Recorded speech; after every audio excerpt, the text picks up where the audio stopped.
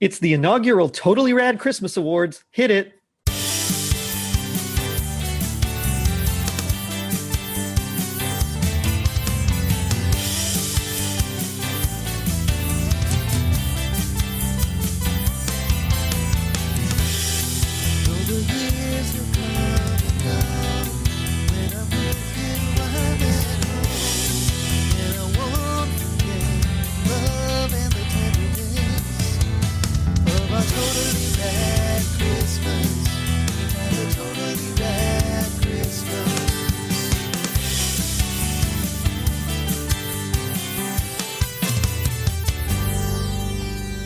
Welcome, everyone. Welcome to the first Totally Rad Christmas Awards.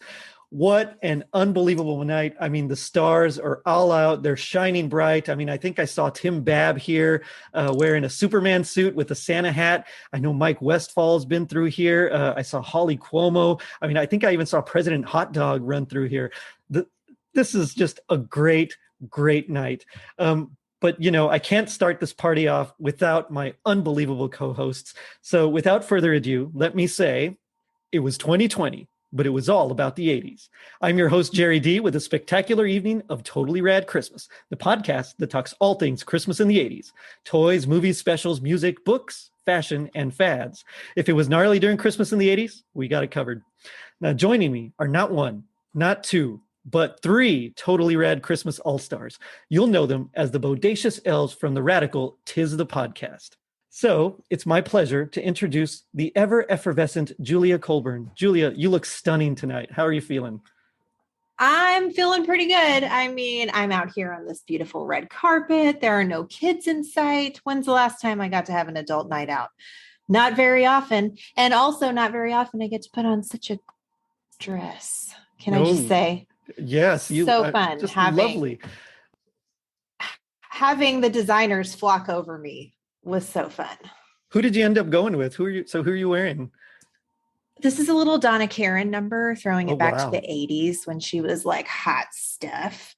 So I'm really strutting it out here tonight. Got my big high heels on. We'll see how many times I trip on this red carpet. Well, hopefully zero.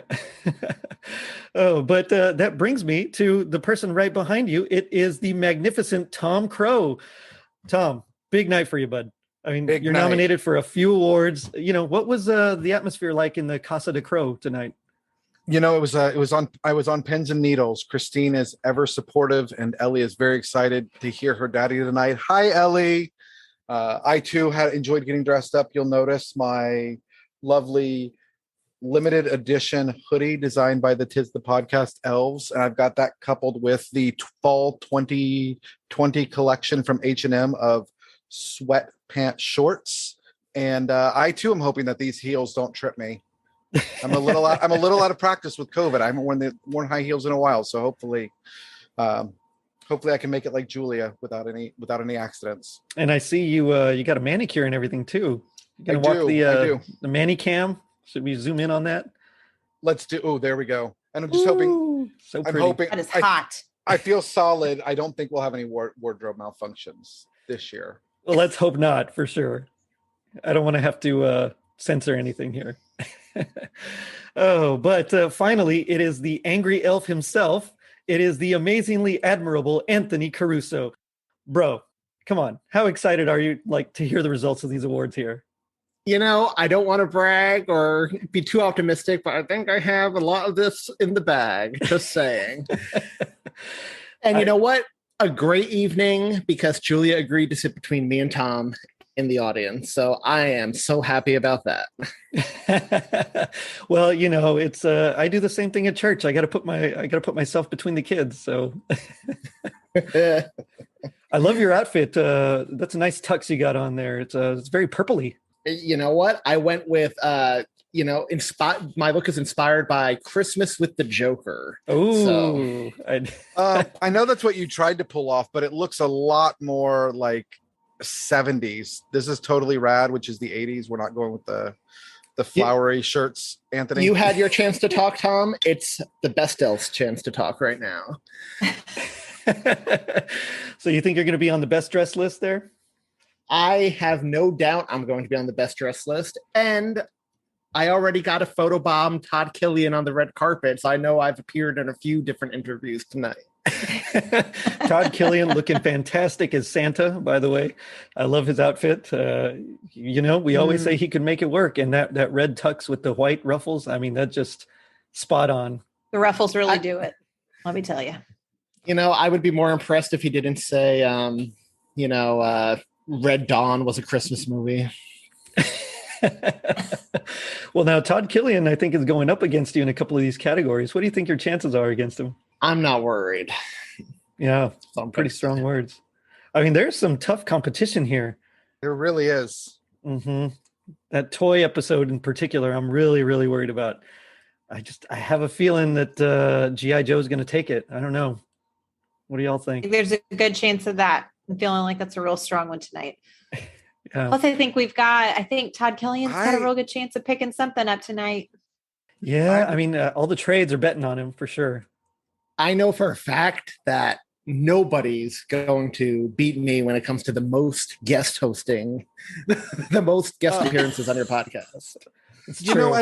As I'm looking at the list of nominees, we do have some wonderful talent here, and I love the Christmas podcast community and the fans. So I'm not really betting on anybody to win. My hope is just that Anthony loses and loses a lot.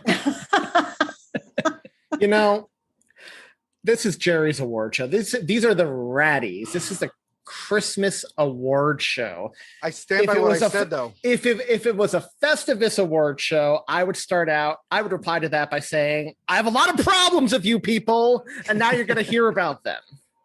But I'm going to contain myself tonight. I'm going to bask in my winnings. Oh, nice. Very confident. I like the confidence.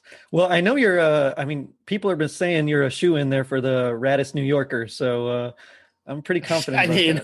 Have you seen my competition? Well, I mean, I guess Chris and Chris were originally from Florida, weren't they? Exactly. And only one person on that list has a New York attitude, which goes a long way to making you a true New Yorker. That's true. And I know David for sure is from Texas, so I don't know if he counts as a New Yorker, but... You know what? They should. Is that it? That's like Ellie. I asked Ellie, "Hey, what are you doing?" She's like, "Oh, all I'm saying is, whoever came up with the nominees for these different categories, there should have been some disqualifications here. Oh yeah, like what? Very interesting. Like what? How about the fact that only one of these New Yorkers is actually from New York? I'll have to bring that up with the Academy. He didn't. Or how about they didn't define New York? They didn't define New Yorkers. It could be anybody living in New York.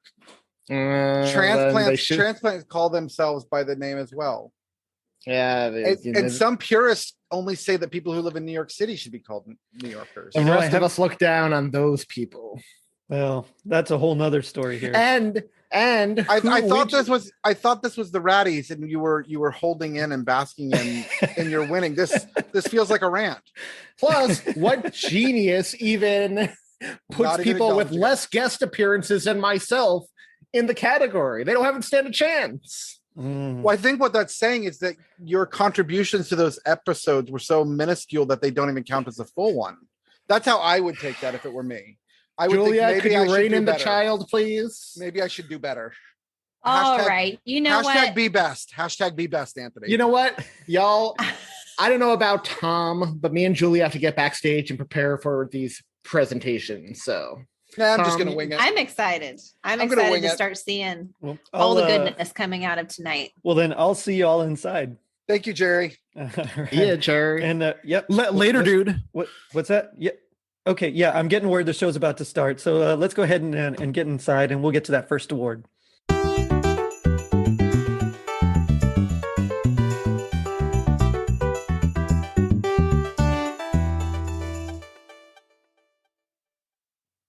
Welcome to the first Totally Rad Christmas Awards. Our first award is for the Raddies Guest Duo, presented by the lovely Julia. You know, sometimes a show is covering such a big topic that one guest just isn't enough. Luckily, there are podcasts out there hosted by two people to really make sure all the bases are covered and nothing is left out. The first category tonight really celebrates these guest duos and makes us say, welcome to the party, pal.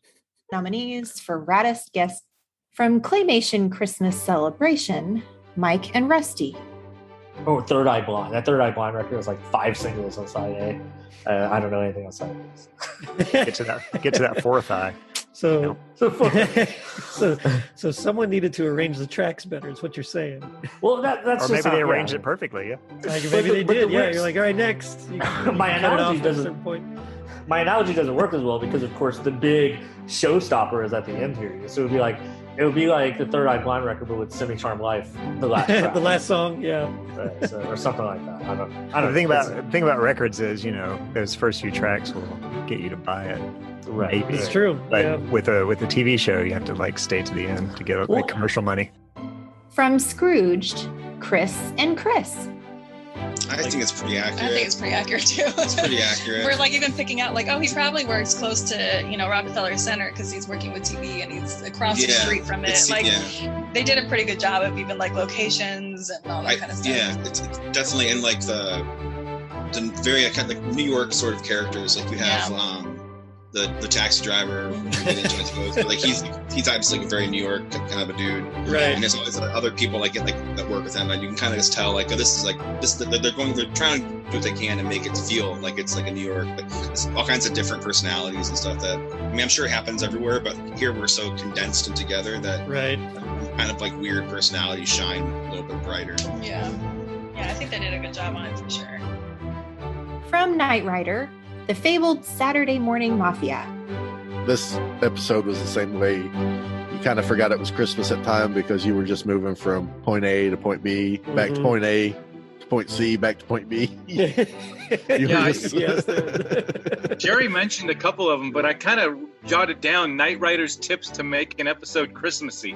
Ooh, Basically, mention anything Christmas related when it doesn't call for it. Right. And that makes it a Christmas episode. Those guys don't have the Christmas spirit you mentioned. Let's make like Donner and Blitzen before Kit jumped. Oh, yeah. I'll be sure there's a Saint Nick when he's talking to April. And then he says, those jokers are starting to take the thrill out of Christmas for me. It's like, okay, it's a Christmas episode. Yeah. From Santa Claus the Movie, John and Ben. Well, it's your favorite Christmas movie. It is. I grew up watching this movie. I was only 3 when it came out. Okay. So every year I watched this on a VHS that my parents recorded off from, I don't even know what, it had commercials and everything.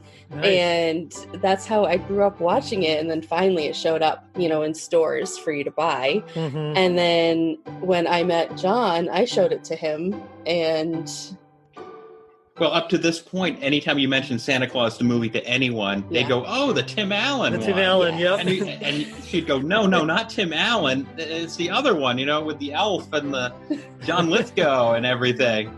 But it's like, oh yeah, I'd heard of that movie, and it's become a Christmas tradition. And every Christmas season, we talk about this movie way too much. way too much. From Saved by the Bell, Lyle and Lassa. Mr. Tuttle. I remember Mr. Tuttle. Yeah, I liked Mr. Tuttle. He was cool. I mean, he wasn't cool, but oh, did he? Oh, yeah. Rest in peace. When 2000, 2012, something like that. Oh man. Keeping within the theme of our show. every single episode we have to say, oh, this person died. I don't think there's been an episode thus far that we have not had somebody that was dead on the show. I don't think. I don't think either. Yeah. Well, that's Frasier? okay. Was it Frasier? I don't know if the guy from Frasier was dead by the time we did it. No, Frasier might have broken that curse. Yeah, I don't guess. recall you saying that in that one. Interesting. And from A Christmas Story, Josh and Kristen. I've got to confess, Jerry.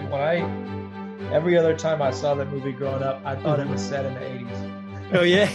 Yeah, and it wasn't until we were just watching it, Chris was like, hey, this was set in the 1939, 1940 time period. And I was like, oh, when I was little, because it looked older, I just thought that was what it was like in the 80s. It's kind of silly now as an adult thinking that. Oh no, there was a lot more neon and crazy hair. True. Yeah, that's true. They should make that in an 80s version. That would be pretty good. That'd be pretty dope. I could do that. Yeah. I like that. I call playing the old man. Past Jerry. And the winner is from Knight Rider. It's the fabled Saturday Morning Mafia. This is actually Todd and Michael's first nomination and win. Thank you, Jerry. Thank you, Totally Rad Christmas Podcast listening audience, for voting me and Michael Crystalman as Best Guest Duo. It's a great honor to be given such a prestigious award. I couldn't have done it without Michael, because one does not make two unless you add one. Thanks, Michael, for being willing to jump on the podcasts with me to create such a awesome guest duo for our friend Jerry D. And anytime the members of the fabled Saturday Morning Mafia get together, it will be, and always has been, award-winning. Thank you. Thank you very much. Thanks for selecting Todd and I as the raddest guest appearance. That's pretty awesome. And obviously, I have to thank Todd, because without him, I would not be a duo and part of the fabled Saturday Morning Mafia. So thank you very much. They say that music is the language of the spirit, that it's the literature of the heart and the soundtrack of our lives. If nothing else, it gives us all the holiday feels. Am I right? Well, here are some songs that made us want to throw an elaborate ruse of a Christmas party to fool would-be burglars. The nominees for the Raddest Music episode are, from Band-Aid, April Riley. I don't know why, but I have a thing for supergroups. Nice. Like anytime people that I like my worlds colliding. Yeah. I think that's why I like the Avengers movies, because Yes. I like all of my guys they're all here at once. Yes. So it's like the supergroups, when it's like somebody from this band, even today, there are groups like Audio Slave where you have members of Rage Against the Machine and Soundgarden. I really enjoy supergroups. So I think that might be part of the reason I like this, because there's just so many people that I know, and and I also like being able to try and pick out who's who. Obviously, I do that for you. From Last Christmas, Dwayne Bailey. Yeah, he played them all using drum machines and synthesizers. That's why the drums sound very clinical. And they're not inspiring at all. But yeah, it was him in his bedroom. Apparently he went back home to his parents' house and wrote it in his childhood bedroom. Oh, wow. Yeah. Talk about nostalgia. But, From Christmas in Hollis, Anthony Caruso. So can I go to the next verse? Yes, He go ahead. says, but then I was illin, because the man had a beard illin, and a bag full of goodies. 12 o'clock had neared. So I turned my head a second, and the man had gone. But here's the part that baffles me. But he left his driver's wallet smack dead on the lawn. So Santa has a, driver's license he needs for his magical sleigh, apparently. I guess so, yeah. The song is telling us.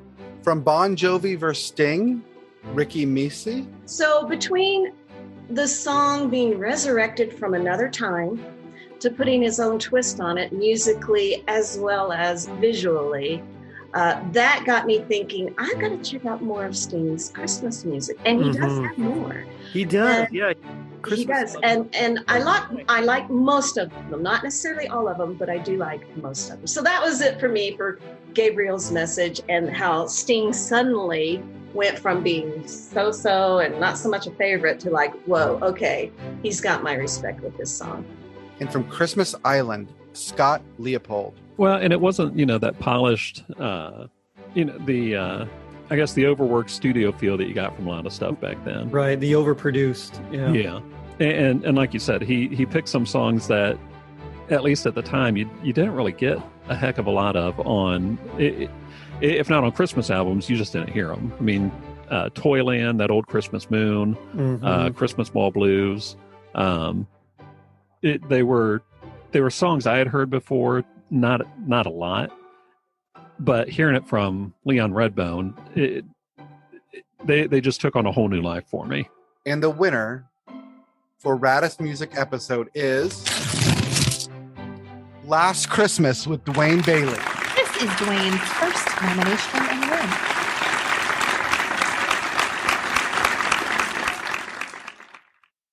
Thank you, everyone who voted for me. And I'd also like to say thank you very much to April, Anthony, Ricky, and Scott. It was just an honor to be nominated with you guys. But in the end, it doesn't really matter who won because we all have a great time appearing on your show, Jerry. And I wish you all the very best for the future. This award comes with a mention, doesn't it? Where do I pick the keys up from, Jerry? Just kidding, of course. And again, take care. And as usual, be excellent to each other and rock on. We all know the best part of Christmas as a child is the presents. Rushing to the tree Christmas morning, we hope we find that Red Ryder BB gun or that Transformer sitting under the tree. Maybe Castle Grayskull or Bob the Goon. But seriously, though, toys are such a huge part of our childhood that we think back fondly on our old collections and smile, like Clark Griswold admiring his light display. And so, here are the nominees for Raddest Toy Episode. From G.I. Joe, Todd Killian. I remember getting some Thundercat stuff, and those were huge. They were huge, and it was a lot harder to play with them. I remember taking my G.I. Joes outside and digging a hole on the side of the hill. Yeah. And setting up like bases and stuff like that. And you just couldn't do that with those bigger figures. No. From He-Man, Tom Crow. I think the time I got my very first He-Man doll, and it was that clunky, the opposable He-Man. Oh yeah. And I had him fighting everything. I think he threw Littlefoot off of my bed. Littlefoot, yes. All of my toys. I remember I had this big giant stuffed animal Littlefoot, but of course it's He-Man. So Littlefoot's 18 inches long, and He-Man's the 6 inches or whatever, and I'd put him in his arms and just throw him over. From Mask, Michael Crystalman. Yeah, I had the copter. Okay. I had the Camaro Trans Am. Okay. I had Sly in that purple, I guess deep blue motorcycle. Oh yeah. And then I had I'm losing it. The main Venom guy. From Cabbage Patch Kids, Julia Colburn. So I was born in 82. So by the time Christmas of 83 rolled around, I wanted me a Cabbage Patch Kid doll. Nice. And so my mom had to call the store and get an appointment, had to show up at a specific time, and they gave her two choices. One of them had a pink dress and long hair and freckles, I do believe. And the other one was one of those newborn Cabbage Patch Kids. Oh, yeah. With a yellow dress on.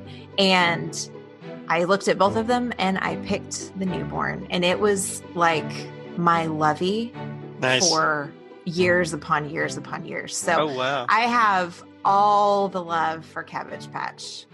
From Rainbow Bright, Katie Carty Hiley. What's funny is that in the 80s, I was actually a bigger He-Man fan than I was Rainbow Bright. I have an older brother, so he chose what we watched a bit more than I did. But I was also hugely into sci-fi fantasy, and it was a thing that we could enjoy and play together. So he had Castle Grayskull and a bunch of the figures. Yeah. So we'd have these battles, etc. But what got me with Rainbow Bright, and I've loved rainbows since I was born, I think. My mom loves rainbows. I think it was inherited. There you go. Yeah. So bright colors have always been a big draw for me. But what got me was the commercials for the dolls. And the winner is Tom Crow, He-Man. This is Tom's first nomination and win. what a huge honor to be considered, much less to win for the Raddies toy episode of last year on Totally Rad Christmas. First of all, I want to thank my wife for her continued love and support of my Christmas obsession. I'd also like to thank Jerry D for having me on his show a few times and, for becoming such a great friend over the last few years. I'd like to thank all of the hosts in the Christmas Podcast Network. Your commitment to sharing the love of Christmas with the world really does bring a smile to a lot of people's faces. I'd be completely remiss if I didn't take just a moment to thank my committed co-host, with whom I get to work each and every week to produce 'Tis the Podcast, and without whom I never would have gotten involved in the Christmas Podcast Network and made such amazing friends. Thank you, Julia, for all that you do. And thank you, everyone who listens to Totally Rad Christmas and who voted.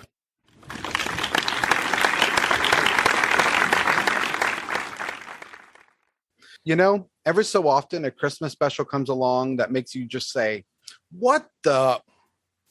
And I think the next category really captures that spirit. You capture that spirit. I hate so much the things you choose to be, Anthony. Anyway, here are the nominees for Weirdest Christmas Moment. From the Monsters Christmas, Matt Lappy. Right. So then Festa Duke, who is the witch, she took away their voices. Festa Duke. So that she would Festa Duke, yes. Sorry, I think she even comments on the awfulness of the name. She did, and I had to listen to that about 4 times to get that her name was Festin Duke. But yes, it is Festin Duke. But yeah, she takes away the monsters' voices so that she is the only one who can sing and make beautiful music. Which apparently she was terrible, so it's not like she was really making beautiful music. But right. But I guess if you're a witch and you have that power, might as well do that. That's right. From Pee-wee's Playhouse Christmas Special, Jack Ford. Or a perfume that's Eau de Pee-wee. Yes, now I did some research on this and I found out what Eau de Pee-wee smells like. Apparently it smells like both pee and wee. Oh no. I'm sorry. I'm so proud of that. But he'll be here all week. I'm sorry. No, that's my only good joke. I'm sorry. I used it up too early. That's it. They should have used that in the special. From Rudolph's Shiny New Year, Craig Kringle. I was even wondering, did they just have a bunch of models from a medieval and a fairy tale thing, and then they were going to do a July 4th thing, and they're like, you know what, we have all these things that we made for a little pilot or something, and we got to get them into something and use it. So let's come up with some story and get Rudolph in there again because he sells. Yep. And let's just cobble all this stuff together so that we can use it, because it is kind of you get we were talking about, because the story, if you don't remember the story, Rudolph has to save the baby New Year. Yep. And to do that, he goes to the archipelago, awesome word, the archipelago of Lost Time, which is where every island is its own year, where the old year goes to retire or whatever. From A Mom for Christmas, Holly Como. So I saw this movie because we usually talk, I love romances. I love Christmas romances. I don't care how cheesy they are. And I vaguely remember this movie from, when we first moved to the United States from the Philippines. So my mom, just got here, and I think she recognized Olivia Newton-John. Mm-hmm. So I would watch this movie, and it has that it had that same place in my heart as Splash and Cocoon, that kind of feel. Yeah. And so I was like, oh, I remember that movie. Let's do that one. And then I rewatched it and I was like, this is a mistake. And it is literally ruined all those warm and fuzzy feelings that I had associated with this movie. Oh no, I'm sorry. No, it's okay. I need to let some things die, and I will gladly let that die forever. This is so rough to get through. I had to force myself to watch it. And the winner is, all right, it's Rudolph's Shiny New Year with Craig Kringle. Congratulations, Craig. This is Craig's first nomination and win. Unfortunately, Craig couldn't be here, so he asked me, Sean Connery, to accept on his behalf. I don't know why I'm here, and I kind of resent all you losers looking at me. But I'll take the award. Good day.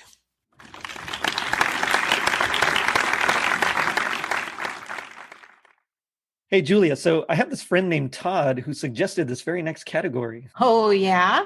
I guess it does seem you've had a lot of Todds on the show. Yeah, I think you're right there. Here are the nominees for Raddest Guest named Todd. From G.I. Joe, Todd Killian. Me and my friends used to trade them.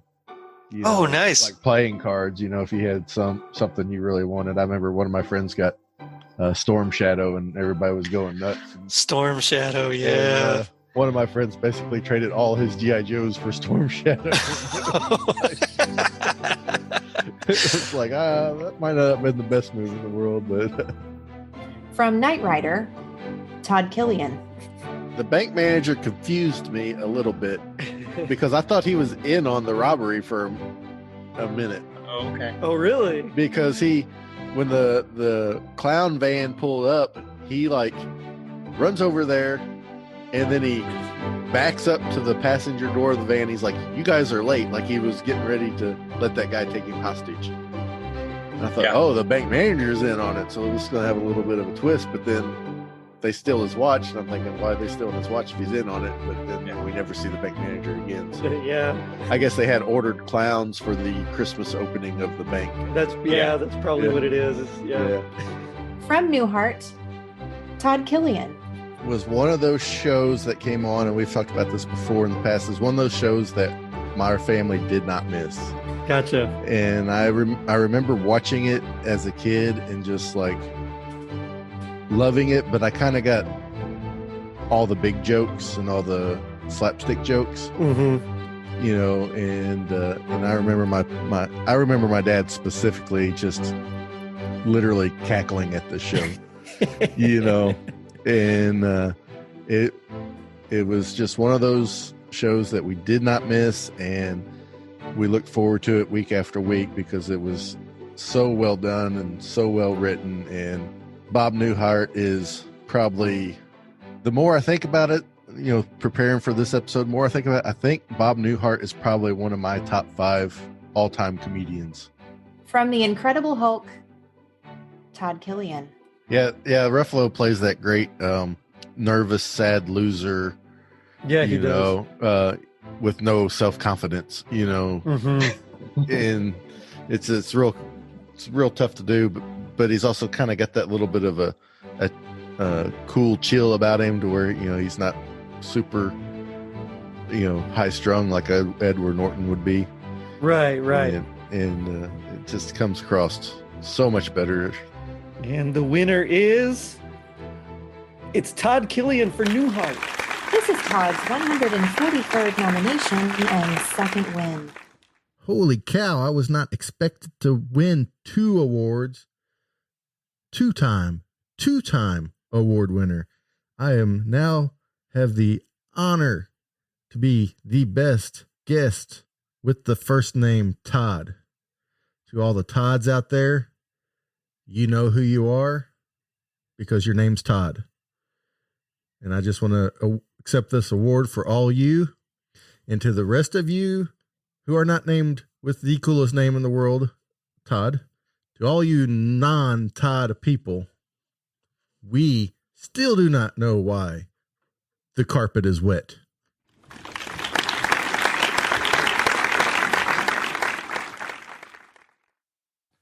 Well, that was an exciting category, wasn't it?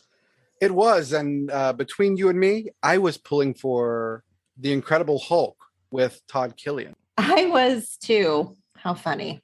Now, I have my favorite in this next category as well. And everyone knows my favorites are the actual best always in everything, especially when it comes to Christmas movies. Oh, brother. Here are the nominees for Raddest Movie Episode. From Home Alone, Danny Davila. And so Marv is listening at the door. Oh, yeah. and then he goes back to Harry and he's like, he's like, one of them blew the other one away. Yeah. And then he says it, what? And then he says it again. I was da-da-da-da, and he blew the other one away instead of just. So I'm 90s. like, who talks like that? It's the 90s, man. Like Everybody talked like that. It was like the cusp of 80s to 90s. Right? And he's like, one of them was snakes. I know that name. I don't know no snakes. that line always cracks. Oh man, that's one of the best quotable lines. I don't know no snakes. From Scrooged, Chris and Chris. I think he would come off way worse if it wasn't for her, because he's obviously not a great dude in this, like pretty harsh at points. And it's like, if you didn't know it was Bill Murray kind of joking, someone saying these things would be really awful. But like, she balances him out so great because she puts up with it, but also like takes care of him and mothers him. And like, she wouldn't do that if she didn't see some sort of kindness in him too. I mean, she might have because she needed a job because she had a lot of kids to take care of. But I've been nice to some bosses that weren't very awesome. I guess so. But it just seemed like they had a rapport and relationship of some sort, you know? From A Muppet Christmas Carol, Matt Bledsoe. He's very creepy, and I think there's a funny line with Rizzo where he's like, is this too scary for the kids or something? Because Gonzo and Rizzo are narrating the whole thing, or kind of walking through the whole thing, which I think is one of my favorite parts of the movie, that they have these little funny bits and they kind of guide you through the whole thing. And that part, they're like, listen guys, we'll see you at the end, goodbye, we're getting out of here. Well, and even earlier in the movie, they say something similar like that, where he's like, "Oh, this, you know, or can you think the kids can handle it?" And he said, "Oh, you know, it's culture." It's a classic novel. It'll be fine. Yeah, exactly. Yeah, and that Ghost of Christmas Past, like that creepy little baby doll thing, which for some reason as a kid even creepy. From National Lampoon's Christmas Vacation, Lucas Hinojosa. You know how you had that fear of 18-wheelers, right? When you were younger? Yeah. I never had an attic access until I was like in my, I don't know, maybe 6th grade, 7th grade. So for me, that scene where he pulls it down and the ladder whacks him in the face. Oh, yeah. Still to this day, when I pull the ladder down, even though I know that the ladder doesn't do that, like my ladder folds. Oh, yeah. I'm still worried that it's going to hit my face. Like to this day. Well, that's why you pull it down from the other side, man. You just don't face it towards you. Go around behind it and pull it down. No, but I still, just kind of like hold my hand up there, like I'm going to stop it. Like you're ready. Yeah, like I'm ready. Like it's not going to happen to me. I saw this. From Santa Claus the Movie, John and Ben. Alexander Skeleton and his son Ilya, they produced the Superman movies. Right. And the Superman movies were starting to lose steam, and they also had to pay royalties to Warner Brothers and DC for the rights to Superman. So they were like, well, let's build our own big budget superhero that we don't have to pay any royalties for. And they landed on Santa Claus. I mean, he's a hero. Yeah. He is when I was a kid, he's definitely my hero. Yeah. It's like on paper, like this is going to work. We're going to make Santa Claus movies forever, but it just didn't turn out that way. From the Monster Squad, Sean Robert. Yeah. And there's a whole series of deleted scenes where they actually caught Dracula before they get into the castle, and they stake him, and they have him set aside, and they're just waiting to open the hole in limbo so they can throw his body in. And while that's happening and they break in and they do all that stuff, there's like a vampire bride that comes around, and the guy that's watching Dracula messes up and he pulls the stake out of Dracula to attack the vampire bride. Oh, no. And then Dracula, rises and gets that guy and then gets away. So it's an interesting part in the movie because you can basically get everything you need from the scrolling text at the beginning of that they fail. But when they show you, it's like, okay, well, how did they fail? Yeah. But it's there. It works. And the winner is from Home Alone. It's Danny Davila. This is Danny's first nomination and win. Danny Davila couldn't be here because he's defending his house from the Wet Bandits. I'm accepting this award from his behalf. Thank you.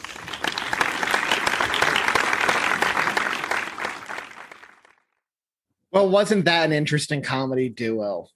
I love being from New York. the land of opportunity, the land of the most magical Christmases on the planet. It's nice to be recognized as a New Yorker, too. I heart New York. We've got it all. So when I was asked to present the award for Raddest Guest New Yorker, I definitely felt a little pride. Plus, I mean, I've got this one, right? It's in the bag. So it is my honor to present the nominees for Raddest Guest New Yorker. They are, from Time Life Treasury of Christmas, David Davila of Texas. Yes, there are many cultures around the world, and their music is going to remind them of Christmas. Right. So I think what makes something Christmas is what sounds like Christmas music is literally just what you were brought up listening to. Mm-hmm. So, but I sort of agree that not all the country music to me sounds like Christmas. I want yeah. I want orchestra. Yep. Yeah. That's exactly what I was trying to say. Yeah, to me, the thing that sounds the most Christmassy is like the 40s, 50s style, Bing Crosby stuff. That's, as soon as I hear that, I know it's Christmas, Whereas some of the other stuff, it doesn't quite. Blue song, because that's probably what most people think Christmas. From the Life and Adventures of Santa Claus, Anthony Caruso, lifelong New Yorker. And I feel bad saying that because, as you know, and as listeners of both of our shows know, I'm the Rankin Bass defender. I loves me some Rankin Bass. And I love when we do those episodes and you jump in and defend Rankin Bass. Or guest star and defend Rankin Bass. So every time, I feel a little bad that my first appearance on your show, I can't be a Rankin Bass defender.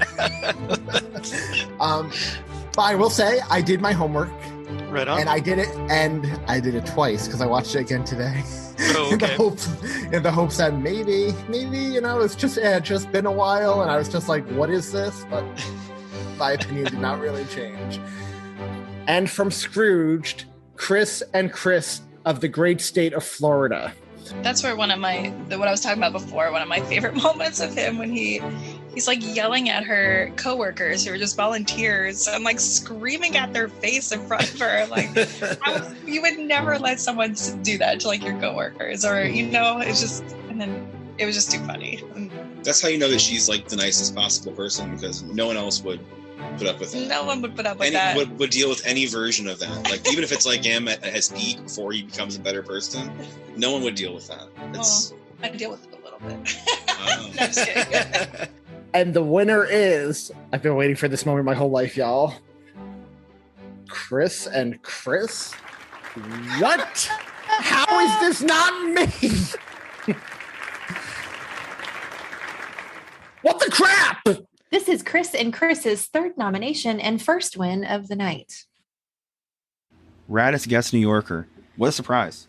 Thank you to everyone that voted. We're happy to share this award with the other nominees. Not literally, though. No, not literally. We won. They lost. Sorry, not sorry. Dude, you didn't even win this one. What the heck? Jerry, who's in charge of these nominations? I'm the only New Yorker. Me, Anthony Thomas Caruso. If I woke up tomorrow with my head sewn to the carpet, I wouldn't be more surprised than I am right now. I do want to remind everybody that the nominations are made by the Academy, but the voting was open to the general Christmas podcast community. I have a lot of problems with you people. Someone cut his mic. Oh, man. Growing up in the 80s, TV was just part of life. I'd rush home to watch Transformers or Thundercats or He-Man or some other awesome show. Christmas time was no different. This next award is a testament to all the great shows that brought us hours of holiday fun. The nominees for the Raddest TV show or TV special episode are, from Doogie Howser MD, Chris, Brian, and John. The part that weirded me out, and we talked about Vinny earlier at the party being a little bit of a skis, but to cut from the patient to this massage train that was happening with Doogie and the doctor and the nurse, and I'm just like, is this appropriate? Is this allowed? Like in any, even if they were all the same age, is this stuff we're doing in the workplace? Is this okay? Well, and different time, Chris. What's worse is that they're all like, "Oh, yeah, a lot of groaning and moaning." Yeah, It started on Curly too.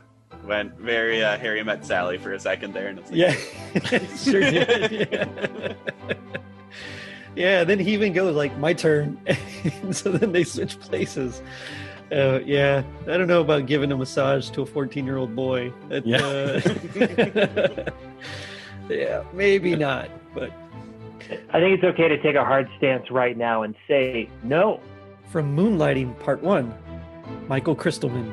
Moonlighting had the best episode titles. You don't see episode titles as much anymore. I mean, I've got a couple. The gunfight at the So-So Corral. The dream sequence always rings twice. Big Man on Mulberry Street, which was actually a title of a Billy Joel song. Atomic Shakespeare that we talked about. Mm-hmm. And then my favorite was North by North de Pesto. And then the second Christmas-themed episode was called "It's a Wonderful Job." So right. Great. I mean, I can remember pretty much anything I watched, I think in the 80s, would show the title as, but that doesn't happen anymore. No, it really doesn't. So and I don't know. They were great titles. From Alf's Special Christmas, Vinny Brzezinski. They put in the scene, there's a separate hospital bed next to her where they put her on. And then she was goofing. She's like, "Let me make you feel a little bit more comfortable." And she takes the bed, adjusts, and Alf's now cramped, like squished, squished in. And he's done really good jobs in the past. If you saw the other episodes where he plays well and hides in well. But yeah, she comes in and she puts the pen in the mouth, and then she takes it out later and she doesn't even check. But that's why I was like, "Oh, you normally carry on 2 thermometers?" And I'm like, that's a pen. From The Snowman, The Volcanics. For Jared and I, it was really funny because we are not familiar with this. We don't have, people can hate us in the comments, but we don't have that nostalgic bond to it, right? So Jared and I kind of took it, watched the thing, and we're like, "Oh, this is weird." Like a snowman kidnaps this kid and takes this land, and it's kind of weird. But Frankie has a lot of that emotional bond to it. But the version of the song that I think ends up on the album, we kind of went for let's get weird with this. Let's leave a lot of open space. Let's make the drums super echoey. Let's leave these big open gaps of time with just this weird drum loop that just happens, and you just sit there waiting, because the film to me is so lonely and creepy that I was like, "Oh, let's make a lonely, creepy Christmas song, and it'll ruin Frankie's childhood." That's fine. We're gonna let's explore this space, We only ruined it a little bit. From the Rankin Bass December 1st Spectacular, Rick Goldschmidt. It's funny that there was no merchandise produced until after my book came out. 1 year later, the Stuffins and CVS Pharmacy release. But before that, there was nothing other than that record album that they gave away in a GE promotion in '65. So it's kind of funny how, such a big popular show wasn't marketed until now. And now look at there's stuff everywhere, From Christmas Eve on Sesame Street, Scott Newman and Anthony Caruso. But he pulls the rubber ducky up, and I've never noticed how gnarly and nasty rubber ducky looked. All the paint's chipping off of his face, and it doesn't have the classic rubber ducky shape. It's this odd, craned neck thing. It was wigging me out when I was did notice that. Yeah, it's got a longer neck. It's a little bit more narrow, like thinner compared to most rubber ducks that you see, which has the shorter head, the shorter neck on it and the squattier head. And that was one thing I always thought was strange about his rubber duck, because I never found one that looked just like it. No, bet if that you one came would back go from some for- antique fair or something and said, "Hey, I found a rubber duck from the 30s," I say, "Get that creepy thing away from me." But that's what I think it would look like. Yeah, that's exactly right. I bet if somebody could get their hands on Ernie's rubber duck, the original, that thing would be worth a lot of money. It should be in the Smithsonian, shouldn't it? I would. If it's I not, hope so. Yeah. You would think. Yeah. But anyway, it's gross. And the winner is Rick Goldschmidt from the Rankin Bass December 1st Spectacular. Wow. Awesome job, Rick. This is Rick's first nomination and win. I'd like to point out that Rick Goldschmidt wasn't the only guest in that episode. And yet he was the only one that won. Now, Rick couldn't be here tonight, so he wanted me to read this speech in case he won. Hold on, let me get my glasses here. Okay. Rankin Bass is awesome. That is all. Thank you. Hi, Julia. Hey. It's so nice to be standing on stage with you. Isn't it wonderful? Like, of all the people I could have paired up with to give an award away, I've had some really good ones tonight. Yeah, and here you are standing with your favorite New Yorker. Did you ever go through the holiday wish book as a child? I did. I'd get a Sharpie marker out and I'd circle everything that I loved. Did you collect gross, zany cards or read comics growing up? So we've talked about comics before on the show, and I read a little bit of them, little X-Men. I had a few Garbage Pail Kids, I think, laying around. So yeah, I did that. I mean, the only thing that would have made you cool, I knew you were cool. The only thing that would have made you cooler is if you said you read some Batman, but we'll let that go. I always knew you were cool. I always knew you were my favorite, no matter what Thom says.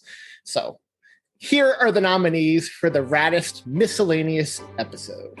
From Garbage Pail Kids, Mike Westfall.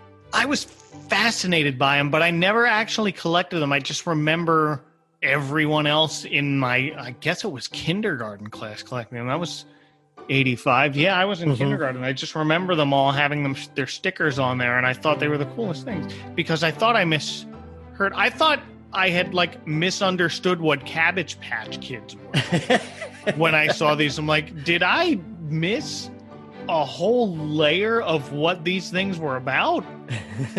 No, these are different and a parody. I didn't realize that as a young 5-year-old.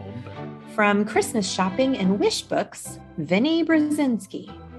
I don't know. Studying that link that you sent, I never realized. I mean, I didn't start really collecting, ornaments until later, or maybe mid-90s. Yeah. Man, there were so many ornaments when you got later into those Christmas books, like 87, 88, 89, because I was, looking through one of the links you sent me, and this one guy's like, well, here's 10 pages of ornaments. And man, if I had a time machine, I would love to go back to there and just give me all of these. Yes, yes. All. From M&M's, Sean Saka. Right, yeah. When they came out with just the red and green for the Christmas, that obviously being Christmas colors that they are, it made it more magical. And obviously, like you said, they put that little tree on, and it's just speaks Christmas left and right. Exactly, yeah. Especially because at the time, it had been about a decade since they had produced a red colored M&M, which I thought was really interesting.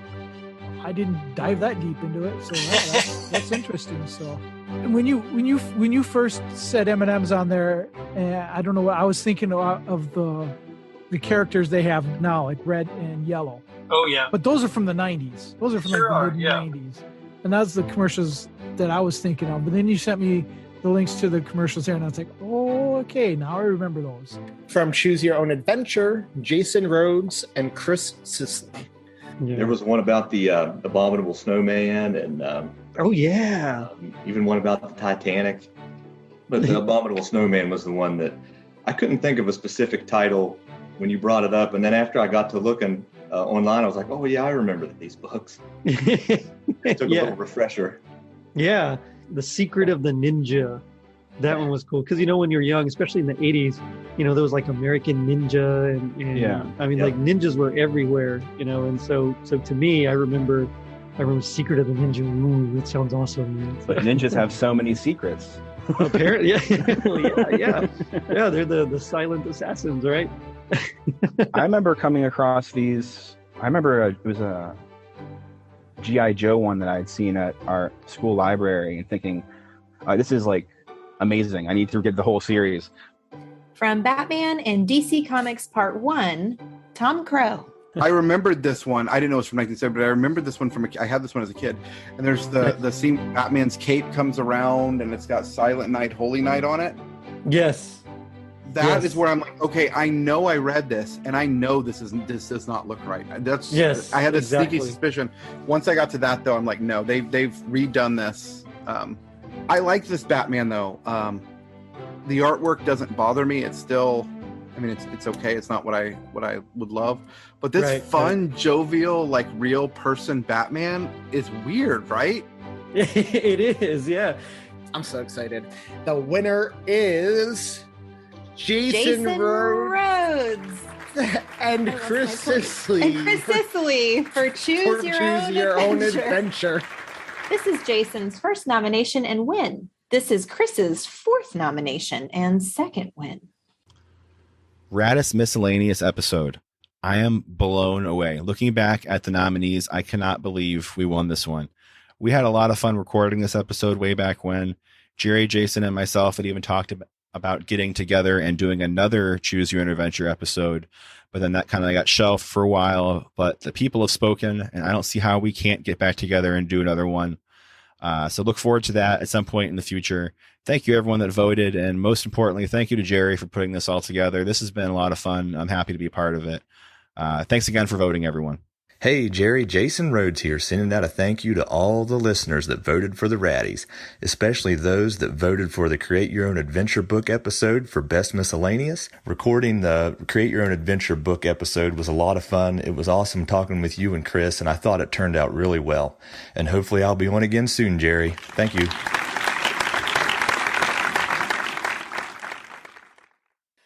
Hey, Tom, I love doing impressions. I mean, I'm terrible at them, but, I still got to try. It's like I tell my daughter, sometimes your best just isn't enough. Well, I guess that's why I still haven't won yet. Oof.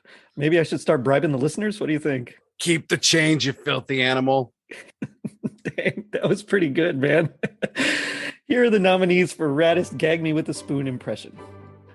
From Acclamation Christmas Celebration, Rusty Spell as Rex and Herb. Mine's more of kind of a Dana Carvey style impression where the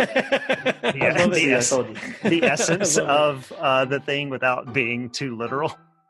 So it's just like the banter between the two, especially when they pitch to a song. And the moment he says the song is when you realize you don't need them. And so it just sounds like, the Dagobah snacks, but no, we don't need that for further. The snacks, but get snacks. Okay. Well, anyway, joy to the world. From G.I. Joe, Todd Killian as Destro. I guess the part I will be doing is the scene is G.I. Joe is taking back their base, and they have Destro. They have Destro surrounded, and they say, "We have you, Destro." And Destro replies by saying, "Or do I have you?" From Santa Claus the Movie, Ben Harrison as BZ. Maybe we can do dueling Lithgows instead. There you go. I like that. No way. Yep. No, maybe between you two, but I cannot compete in the dueling Lithgow. No, not happening. You can. You can do it good for free. Do it. Okay. For free? Love it. From Mickey's Christmas Carol, Mary Richards as the Weasels. We already talked about it, but I think it's the part with the two weasels. Like, when they're digging and, oh gosh, I can't even do their voices now. It's like leaving me, but they're like, because I keep hearing the Pete guy in my head. What are they saying? Hang on. Oh, my listeners are going to make you win because I'm messing this up. Where they're like just kind of laughing back and forth and okay, I can't even do it. Never mind. I don't like them. I don't. I could cut the tension in this room with a knife, Jerry. The winner is Todd Killian as Destro from G.I. Joe. This is Todd's 506th nomination and third win. Three-time Raddy Award winner. Thank you, Jerry D. Thank you, audience. Thank you to my Saturday Morning Mafia members, the fabled Saturday Morning Mafia members. I am sending the audio clip of this podcast to Hasbro in case they need a Destro voice actor. I would be happy to do some voice acting in a new G.I. Joe series. Maybe shave my head, paint me silver, and throw me on the big screen with The Rock. I think we'd make a dynamic pair on the big screen. And sorry, Michael, I know we just won an award for the best duo, but if I have to choose between you and The Rock as a duo, you're just going to be left out in the cold, my friend. But no, thank you all. Thank you.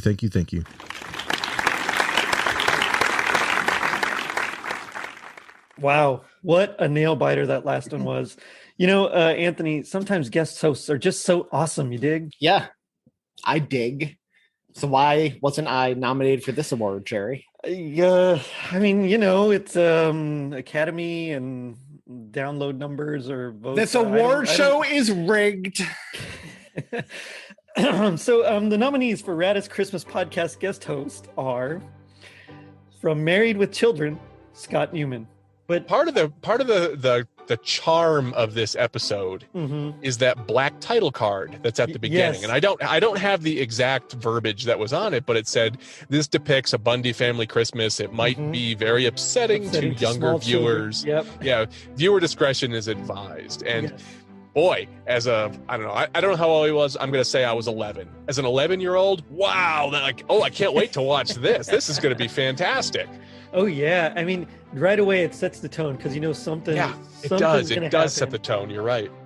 From Superman, Tim Babb. Then it was released on December 15th, which officially qualifies it as a Christmas release. Yes, I believe it was even in the marketing. It was, yeah.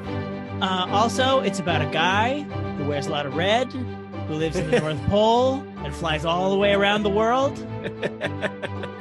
You know what? I'm starting to see it. Not only that, what do we celebrate at Christmas? The birth of Jesus. Or how someone sent their only son to Earth to save us all. And if you watch the opening of this movie, you can't tell me this is not that. From A Muppet Family Christmas, Mike Westfall. The only times I've ever remember seeing that many Muppets on the screen at one time is the end of the Muppet movie. And a year before they had a special, it was celebrating 30 years of the Muppets, which is now older than 30.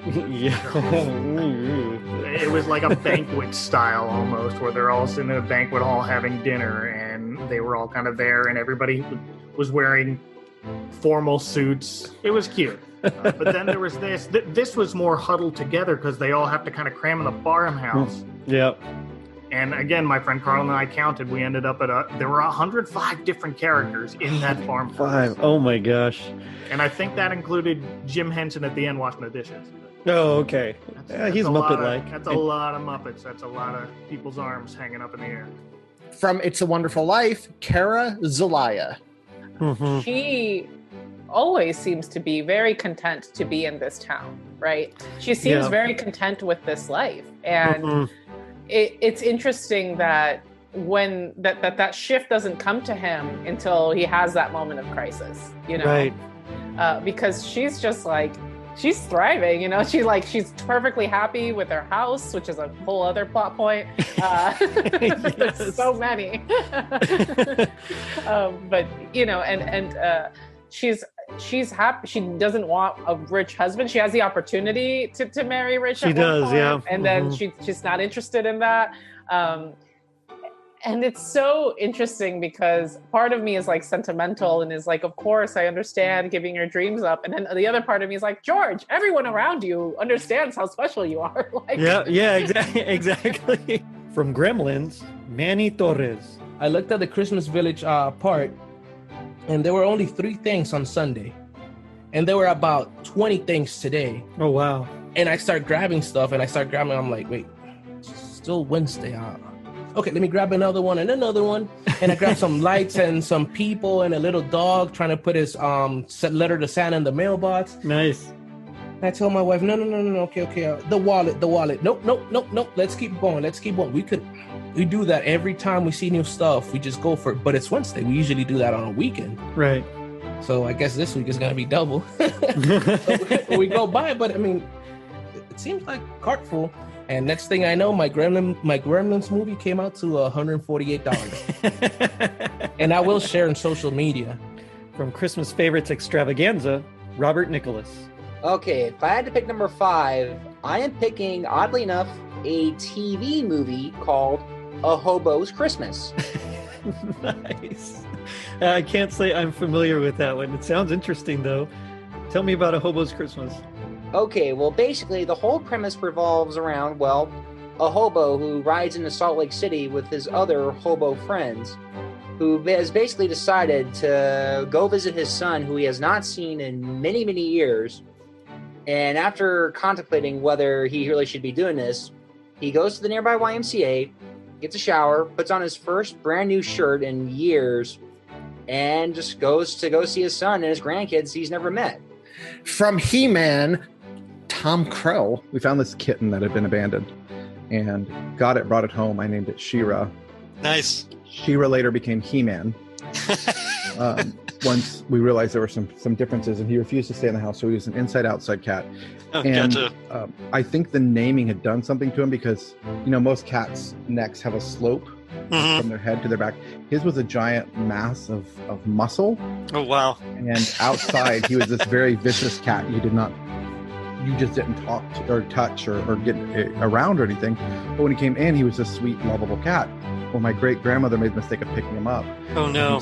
Scratched her, and she needed like 27 stitches up her arm. Oh, wow. And then when when it got reported, they had to go get him tested to make sure he didn't have, rabies, that sort of thing. Wait, Tom was nominated again? Everyone in this podcast hates me. Then maybe you should ask Santa for a new podcast. I don't want another podcast. I don't want any podcast. Podcasts suck, including Tim's and the podcast. Winner is because I realized Tim Babb from Superman. This is Tim's first nomination and win. Hey there, it's Tim from Can't Wait for Christmas podcast. And look, I get it. When I came on the show, I picked Superman 1978, which is not a movie from the 80s, nor is it technically a Christmas movie, but I don't think it was a bad enough choice to deserve a Razzie. Like, I get it wasn't great, but it wasn't that bad. Not like Razzie bad. Like, not like so bad. Tim. What is imaginary listener? It sounds kind of like Kermit the Frog. You're not getting a Razzie, the awards for bad movies. You're getting a Raddie, the awards for excellence in the Totally Rad Christmas podcast. Really? Yes. Well, that's different then. Thanks so much. I don't know what to say. Apparently next time I'll pick a movie that's even less from the 80s and even less of a Christmas movie. I feel like you're drawing the wrong lesson here. Just say thank you. Thank you. All right. Bye-bye, everybody.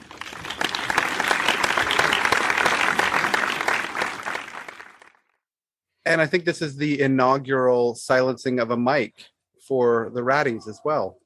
There comes a time in every man's life where he refuses to ask for directions. Usually that's around age 2 or when you buy something from IKEA.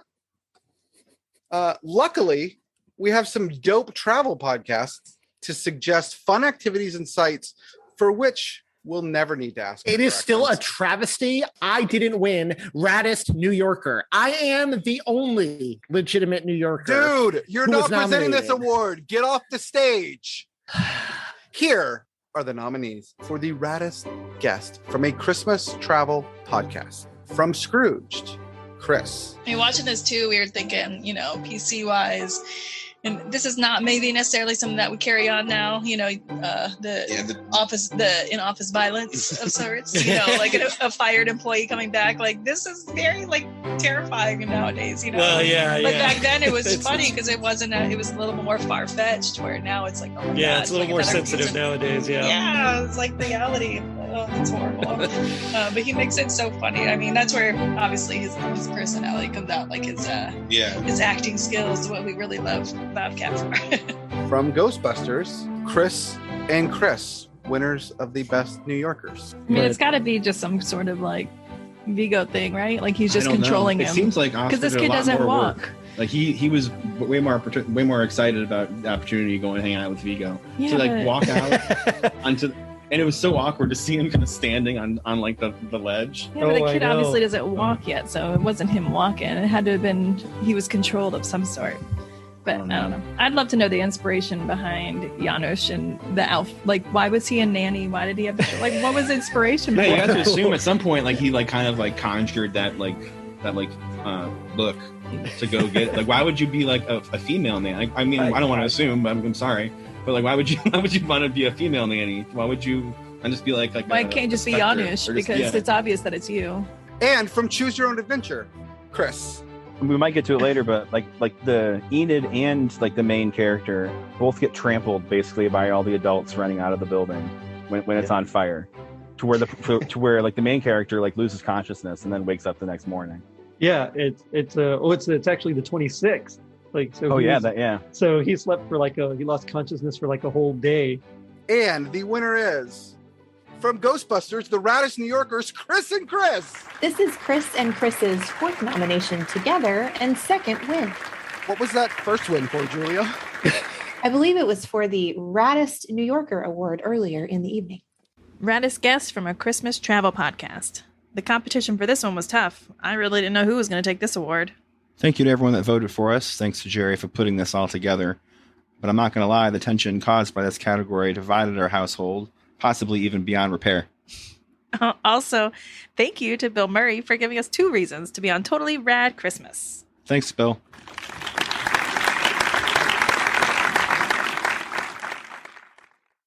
You know, this award show's going late. How many more awards do we have here? You know, congratulations to Chris and Chris. You know, I guess to be a travel podcast, you can't really be from the place you're talking about. So, I'm just saying, whatever. Sometimes we're happy, I guess. The nominees for the Raddest happiest moment are from the Berenstain Bears, Jason Rhodes. Well, if you want to do the Berenstain Bears in general, you can do that too. Well, I think I'll go with the special. And I really enjoyed watching it whenever I was a kid and had the chicken pox, but the chicken pox kind of hampered the enjoyment a little bit, you know. So my happiest moment was when I found it again. I'd actually forgotten about it for a few years and was just digging around some stuff on eBay and came across the DVD of it. Nice. And I was like, oh my gosh, I completely forgot about that and bought it right away. And it's been in the lineup ever since then. But finding it again after all those years was awesome. And nice. Either that or showing it to my kids and they really loved it. So that's pretty cool too. From Christmas Eve on Sesame Street, Scott Newman, who also was not the only guest host in that episode. Just saying. Really, Jerry, it's all 3 vignettes with Cookie Monster, but the last one with the phone, I just think is the funniest. And for some reason, when he looks at the receiver of the phone and he says, "These look like cuppy cakes," that's just very funny to me. It's not even that funny. I think, we were the whole family was watching it one year, and we had done all the work of cooking and cleaning up and presents, everything. We were almost like punch drunk with tiredness, not actually drunk, but we're watching it and like we were just in hysterics over it, and that brings back a memory for me. So Cookie Monster, just in general, but specifically that line would be my happiest memory from this special. From Gremlins, Manny Torres. Right after he gets Gizmo, when they're showing the town. Okay. Like what I keep emphasizing on, like the Christmas feels, the Christmas movies. Yeah.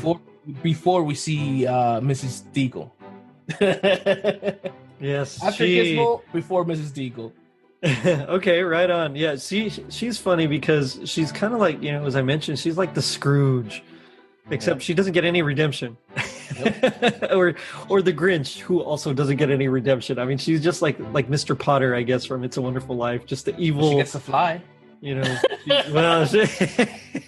does, yeah. From Superman, Tim Babb. Now, I wanted to keep it Christmas related. Yeah. So I would have to say with the first. So usually, or the last couple of years at least, we have Christmas at our house. And, people come over, chit chat for a bit, maybe we sing some songs or whatever, and then we have dinner. And then people are just, want to chat with each other. Yeah. And the kids start to get bored. So we put on a movie. And part of it is my oldest will go around with a piece of paper and take a poll on what movie we get to see. And, sometimes he has pre-written suggestions, and sometimes he'll just let people sometimes he'll go around twice. Everybody gets to suggest, and then he'll go around a second time. Now everybody gets to vote. Okay. Yeah. And so the first time we did that, Superman ended up winning. So we put on Superman during the party. And so I was like, it's a Christmas party and Superman's on. This is peak happiness. We got awesome. Superman, John Williams, Christmas. I am at the center of this Venn diagram of happiness. And the winner is Manny Torres from Gremlins. Can we wrap this up, guys? Come on, stand late. When's the after party? This is Manny's second nomination and first win. Thank you. Thank you, everybody from the Academy. To all my fans that you are voting for me day and night. Thank you. Thank you for this award, Jerry, Mr. Davila. Thank you for making me part of this special Christmas moment in history. Thank you, everybody. I'm so happy. Thank you, oh my God. Cue the music. Jerry, you didn't invite Anthony to the after party, did you? I don't know what you're talking about, Tom. Okay, good answer. They say that knowing is half the battle. What's the other half? Well, these next nominees had it pretty well figured out. The nominees for the raddest half the battle guess are from Rudolph's Shiny New Year, Craig Kringle. It seems like you're getting for this one set up to, have some message about, self-esteem or don't care what other people say about, if they laugh at you or something like that. But it's really not that at all. If there's a message to this show, then it's not that knowing is half the battle. It's that you just believe Rudolph's insane optimism and all things in the world will randomly turn out good. You know what? It's true, though. It's very true. From Christmas Food in Movies, Part 1, Glenn Warren. Knowing is half the battle, but understanding that not everything will go perfectly. Wow. That's very... Enjoying the moment. That's the thing. Enjoying the moment of Christmas. Enjoying it with your family, enjoying the food, enjoying the companionship. From The Monsters Christmas, Matt Lappy. I would say, don't let a witch with a weird hairdo steal your voice, or you won't be able to sing at Christmas, and you'll have to have a wee child fight your battle for you. From A Mom for Christmas, Holly Cuomo. The other half is don't watch this movie. Just also keep fire away from trees. Use LED lights. I think Jerry can help you out with those. I sure can. Nice plug. Don't use real candles. Don't let nannies from Australia come in your house at midnight. Oh man. And don't make wishes and steal mall mannequin Santas. And the winner is Glenn Warren from Christmas Food in Movies Part 1. This is Glenn's first nomination and first win. Hey, this is Glenn from the Seasons Eatings podcast, and I want to thank Jerry from Totally Rad Christmas in informing me that I won the raddest half the battle guess. I had a great time recording that episode, and it's an honor to be included with all the other great Christmas podcasters. Thanks again. A lot of people say this next category was just an excuse to give myself and my family an award. Those people are right. Here is the nominee for the raddest, most sentimental Christmas memory. From Davila Family Christmas, Year 1, the Davilas. What about you, Mom? What's your favorite Christmas song? I think it's Oh Holy Night when my three sons sing it. Ooh. I don't know that song. Don't drop. That would be right now. They could sing it. Mic drop. I'm sorry. Mic drop. Yeah, sing it. Mic drop. Well, Yeah. Well, I think the last time David and Danny were both on the show, David did mention that that's just one of the best songs ever written. I've never heard it. Oh, come on, man. Yes, you have. Mariah Carey version. Oh, also my favorite music is Home Alone, like all of it, everything. Yep. And then also the Nutcracker, I guess, also is Christmassy. That's good. Oh man, it's hard because they're all so good, and you're right, Dad. There's like in different contexts, you want to hear different things. And the winner is the Davilas. This is the Davilas' first nomination and win together. Wow, I had no idea this was going to happen. This is so amazing. I got into broadcasting because I like to give. Sometimes I found myself hurting from giving too much, and I'd say, stop it. I'm always going to cherish this.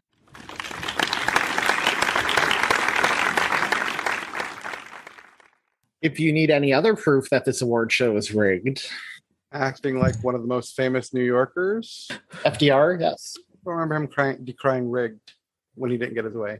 So, Jerry, do you know that the right kind of food can really make or break a Christmas party? Oh, you're so right. There's nothing like eating junk and watching rubbish. Here are the nominees for the raddest, most delicious food. From Christmas Food in Movies Part 1 with Glenn Warren, The Pies. And then same thing with the pies as well. Yes. And I actually rewound it a couple times and wrote down they got apple, peach, pumpkin, blueberry, cherry, and banana cream. Man. I would say, I don't know if it's a culture thing because you can't go to Christmas dinner and go away hungry. From M&M's with Sean Sotka, the holiday chocolate. And much to the chagrin of my parents, and a lot of go back to bed for another hour. And then sitting there watching that clock for an hour, watching your watch for an hour. Come on, let's get it to this time. So 6 a.m. comes around and get up. But at 6 a.m., my parents would let me look at my stocking, and that's where I had that candy cane of M&M's. And you'd sit there, go through your stocking, chewing on some M&M's, and or have M&M's here and there while you're opening presents and stuff. And it's been a staple for me for Christmas to have M&M's. So that's my happiest moments, just sitting there with the family, just on Christmas morning. From Davila Family Christmas Year 1 with Derry and Danny Davila, the hot chocolate. Probably decorating or probably. It's the same. It's decorating the tree, drinking the hot chocolate M&M cookies, opening the presents. Four different distinct times that we would have to do this every Christmas season. There was the time when we were decorating the tree. Yes. There was like Christmas Eve. We would usually have like a small get together. My mom would always invite someone over, whether it was our cousins or one of her girlfriends and their kids. Someone would come over and we'd have like dips and cookies and hot cocoa. And again, we'd have to play that music or it wasn't like officially happening. And from Christmas Food in Movies Part 1 with Glenn Warren, the lasagna. Well, before that though, he's dreaming. He's dreaming of waking up, and John has. Oh, and John has the lasagnas. His breakfast lasagna, as one should have. Yeah, it takes a long time to make a lasagna. So I don't know. As you know, they're not Stofers, unfortunately. No, they're definitely not. They're probably homemade. And poor John. I mean, he's got to be just making these things forever. For days.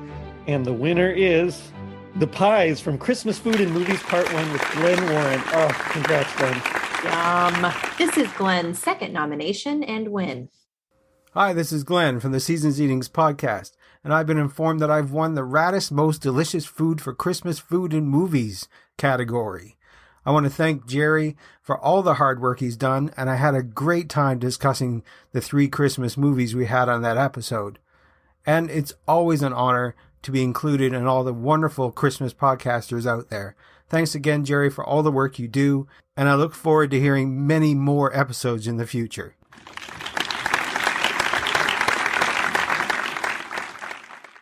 And we're back. The 2 co-hosts who love each other more than anything. Thom, did you ever put ornaments in your beard? I did, in fact, put ornaments in my beard, as did everybody in 2018. Some guests have magnificent facial hair. And some of those guests haven't been nominated because this nominating contest is rigged. But you wouldn't know anything about that, Thom, because you don't have magnificent facial hair. Can you just compare the look of our beards right now? Can you zoom in on both of these, and maybe that'll give Anthony? No, they can't. Here are the nominees for the raddest beard nominated. From the Caroliers, Tom Crow. You know he was involved with the Caroliers, right? Was he? I didn't know. I did not know that. It's really random that you would call him out. Again, the information on the Caroliers is so hard to find. You go to these really random, obscure websites. Yep. But I'm going to go on and treat all of them as though they are well-researched canon. Yes, I agree. Because what other choice do we have? His name was Bobby Stewart. That's it, Bobby Stewart. Yeah. And Bobby Stewart was supposedly he did stuff with the Caroliers. From Newhart, Todd Killian. Last year I tried fruitcake for the first time because of all the jokes you overhear about it are always negative. And then I thought, you know what? It can't be that bad, because how are they selling all these fruitcakes if they're just so terrible? And my dad gets a fruitcake every year. There's this one specialty store he buys a fruitcake from every year that he just swears by. And so I tried a little piece of it. And now I've tried fruitcake and I can move on with my life.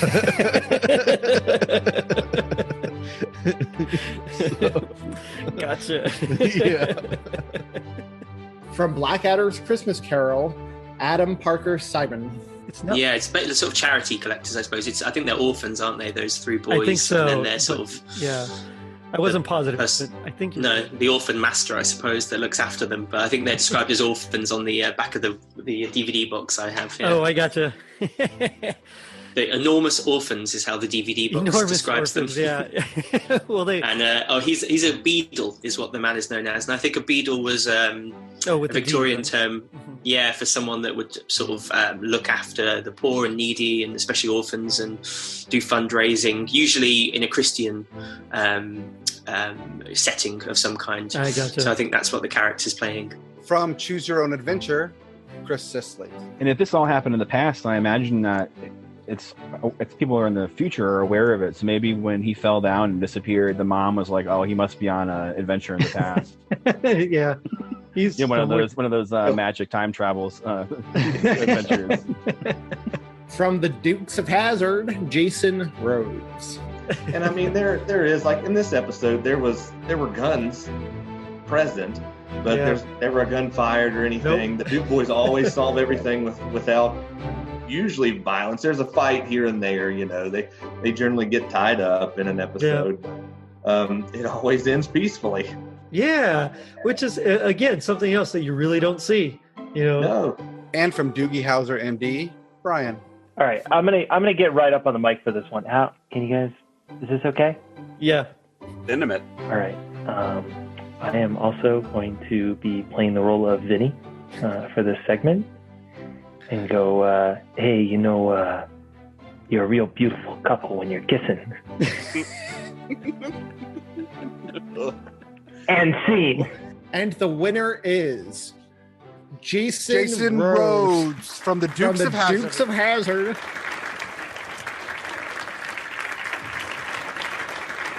Thank you to all the listeners that voted for the Raddies, and those that voted for my beard for Raddest Beard. And as far as my beard goes, I've worked on it for several years now, and it's great that I can actually call it award-winning. So thanks everybody again for the votes. Thank you.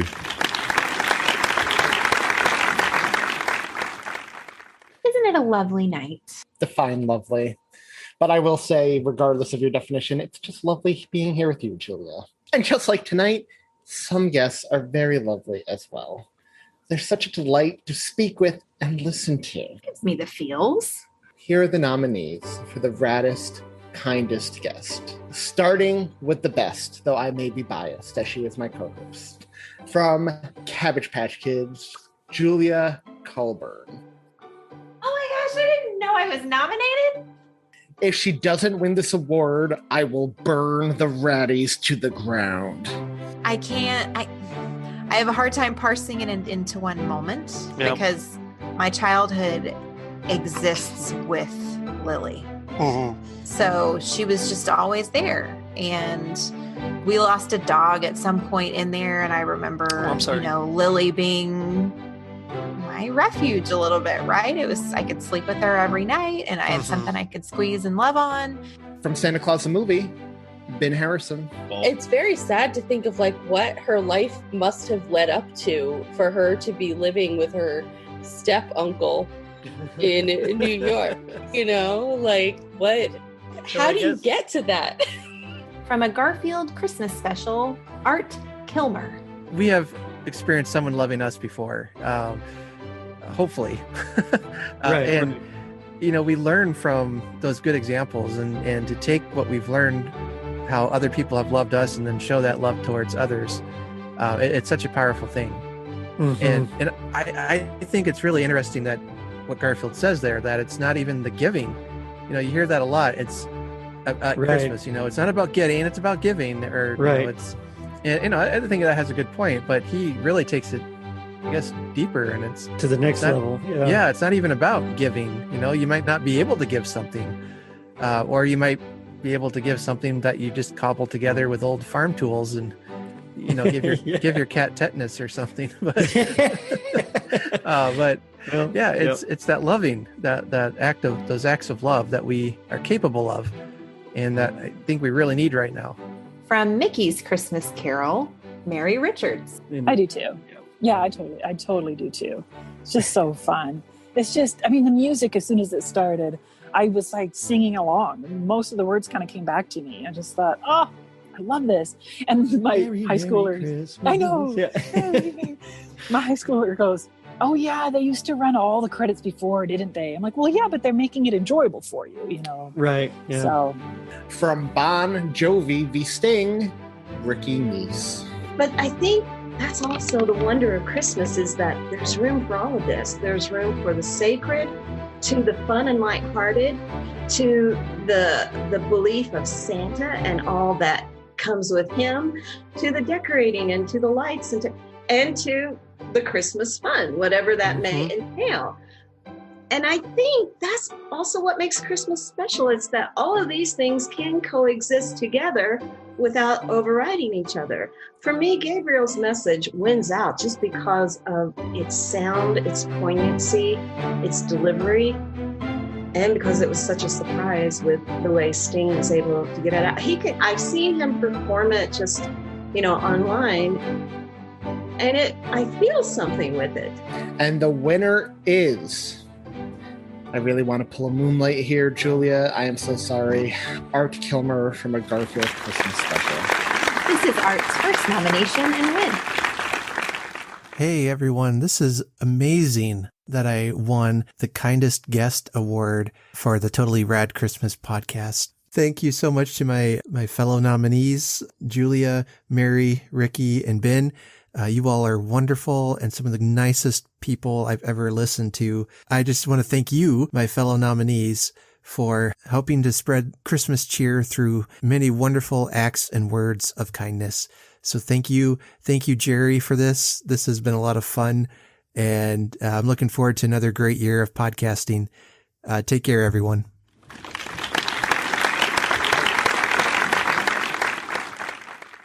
Julia, dude, you really should have won that. For once, Tom and I agree on something. This award show is hot garbage. Well, I'm glad you brought that up, because although Julia didn't win for the kindest guest, she did win for raddest, nicest guest. You think I'd let Julia not be acknowledged as like the best of all of us here? Pfft, come on. My gosh. So Julia, you have your own award, and it is for the raddest, nicest guest.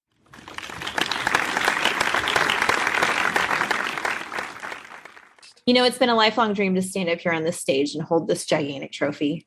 I've practiced for years and years on what I would say in an acceptance speech like this, and I just want to thank my mom because she's amazing. And I want to thank my husband. Love you so much, baby. And my agent, man, you really rock it for me. Thanks, everybody.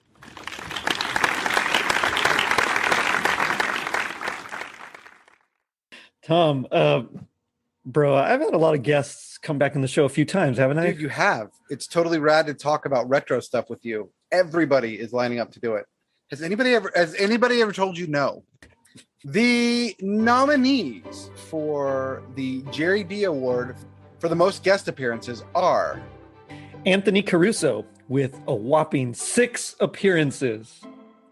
Chris Sisley with 3 appearances. Tom Crow with 3 appearances. Todd Killian with a remarkable 4 appearances. I have this one in the bag. No one's taking this one away from me. And Danny Davila with 3 appearances. Wow. I mean, talk about some great nominees here. And the winner is... What? Whoa. I don't believe it. What an upset. With 3 appearances, it's Tom Crow.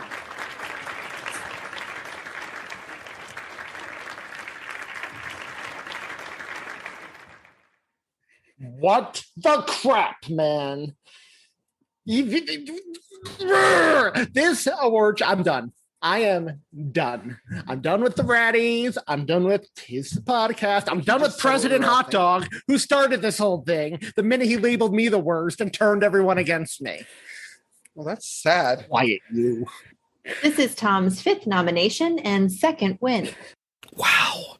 Walking away with not 1, but 2 Raddies this year. I can't believe it, y'all. Thank you. Thank you so much. And this award means a lot to me. I got the Jerry D Award for most guest appearances, which is amazing because I did literally half the work as Anthony and still got the reward just because of the value and contribution to what I do versus what Jerry does. I guess this means that every one thing Thom does is more than twice what Anthony does. And while I've always felt that, it's nice to have a confirmation from Jerry D and from the community. So thank you all, and know that I will continue to put in the bare minimum possible and still know that I'm walking away beating Anthony. Thank you.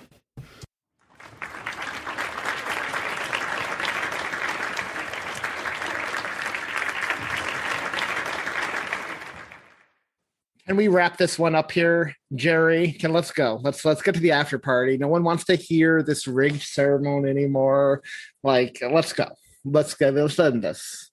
You know, Anthony, I will wrap this thing up because you're right. Everybody wants to get to a totally rad Christmas party. But I can't do that yet because there's one last award to give out.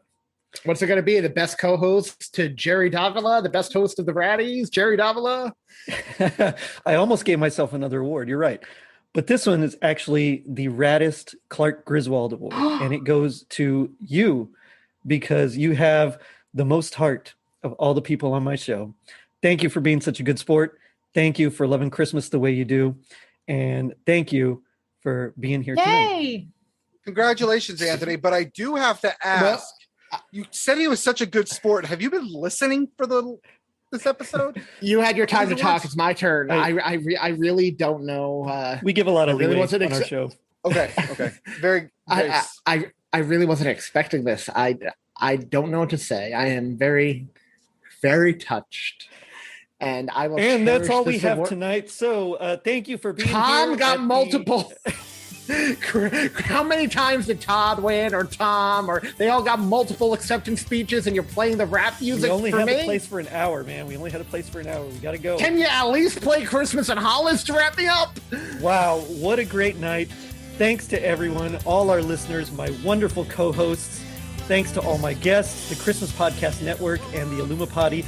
So check us out on our social media pages, Facebook, Twitter, and Instagram. And if you're feeling like you just want a Raddy, leave us a review on iTunes. Not only does it help us reach more people, but you also get a free sticker. Now, don't forget to vote. Later, dudes.